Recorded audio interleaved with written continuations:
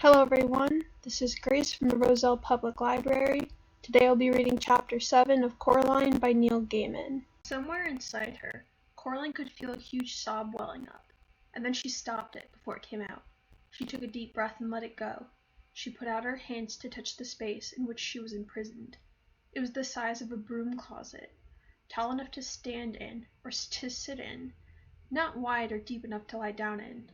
One wall was glass, and it felt cold to the touch.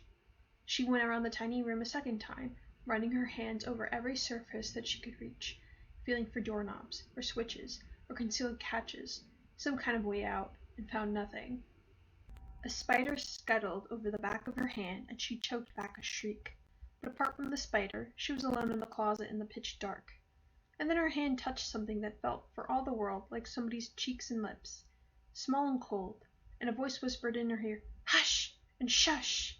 "Say nothing, for the beldam might be listening." Coraline said nothing. She felt a cold hand touch her face, fingers running over it like the gentle beat of a moth's wings. Another voice, hesitant and so faint Coraline wondered if she were imagining it, said, Art thou alive?" "Yes," whispered Coraline. "Poor child," said the first voice. "Who are you?" whispered Coraline. "Names, names, names," said another voice, all far away and lost. "The names are the first things to go, after the breath has gone, and the beating of the heart. We keep our memories longer than our names. I still keep pictures in my mind of my governess on some May morning, carrying my hoop and stick, and the morning sun behind her, and all the tulips bobbing in the forest. But I have forgotten the name of my governess, and of the tulips too." "I don't think tulips have names," said Coraline. "They're just tulips." "Perhaps," said the voice sadly, "but I have always thought that these tulips must have names. They were red and orange, and red, and red and orange, and yellow, like the embers in the nursery fire of a winter's evening. I remember them."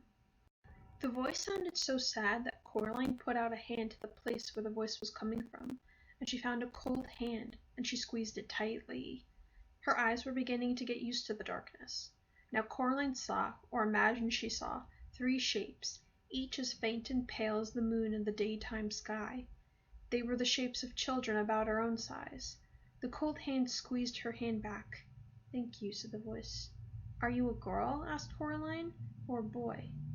There was a pause. "When I was small I wore skirts and my hair was long and curled," it said doubtfully. "But now that you ask, it does seem to me that one day they took my skirts and gave me breeches and cut my hair." "'Tain't something we got a mind to," said the first of the voices. "A boy perhaps, then," continued the one whose hand she was holding. "I believe I was once a boy," and it glowed a little more brightly in the darkness of the room behind the mirror. "What happened to you all?" asked Coraline. "How did you come here?" "She left us here," said one of the voices. "She stole our hearts, and she stole our souls, and she took our lives away, and she left us here, and she forgot about us in the dark." "You poor thing," said Coraline. "How long have you been here?" "So very long a time," said a voice. "Aye, time beyond reckoning," said another voice. "I walked through the scullery door," said the voice of the one that thought it might be a boy, "and I found myself back in the parlor. But she was waiting for me. She told me she was my other mamma, but I never saw my true mamma again." "Flee!" said the first of the voices, another girl, Coraline fancied. "Flee, while there's still air in your lungs, and blood in your veins, and warmth in your heart. Flee while you still have your mind and your soul." "I'm not running away," said Coraline. "She has my parents. I came to get them back." "Ah, but she'll keep you here while the days turn to dust, and the leaves fall, and the years pass one after the next like the tick-tick-tucking of a clock." "No," said Coraline, "she won't." There was silence then in the room behind the mirror. "Peradventure," said a voice in the darkness, "if you could win your mamma and your papa back from the beldam, you could also win free our souls." "Has she taken them?" asked Coraline, shocked. "Aye, and hidden them. That is why we could not leave here when we died. She kept us, and she fed on us, until now we've nothing left of ourselves, only snake skins and spider husks. Find our secret hearts, young mistress." "And what will happen to you if I do?" asked Coraline. The voices said nothing. "And what is she going to do to me?" she said. The pale figures pulsed faintly.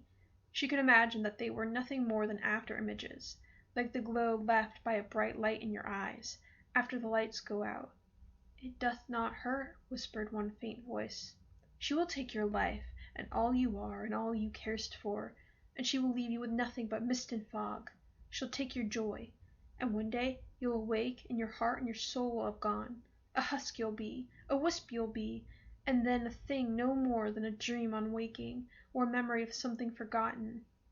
"Hollow," whispered the third voice. "Hollow, hollow, hollow, hollow, hollow." "You must flee," sighed a voice faintly.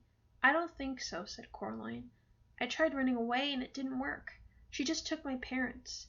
Can you tell me how to get out of this room? If we knew then, we would tell you." "Poor thing," said Coraline to herself.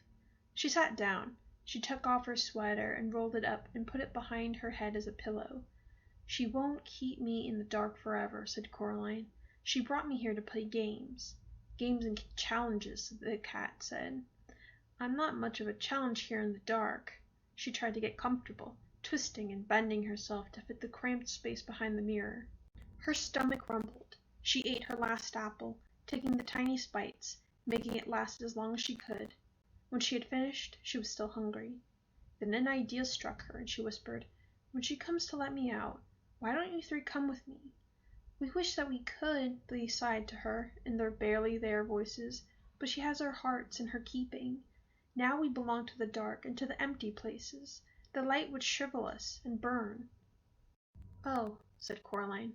She closed her eyes, which made the darkness darker, and she rested her head on the rolled-up sweater, and she went to sleep. And as she fell asleep, she thought she felt a ghost kiss her cheek, tenderly, and a small voice whisper into her ear, a voice so faint it was barely there at all, a gentle wispy nothing of a voice so hushed that Coraline could almost believe she was imagining it. "Look through the stone," it said to her, and then she slept.